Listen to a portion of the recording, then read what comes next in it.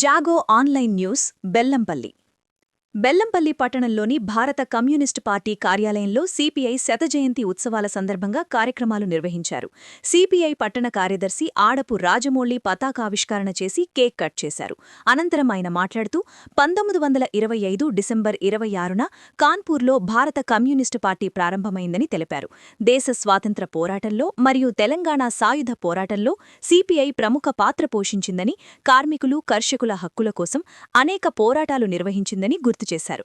కేంద్రంలో బీజేపీ ప్రభుత్వం ప్రజా వ్యతిరేక, కార్మిక వ్యతిరేక విధానాలకు వ్యతిరేకంగా నిరంతర ప్రజా పోరాటాలు కొనసాగించాల్సిన అవసరం ఉందని అన్నారు.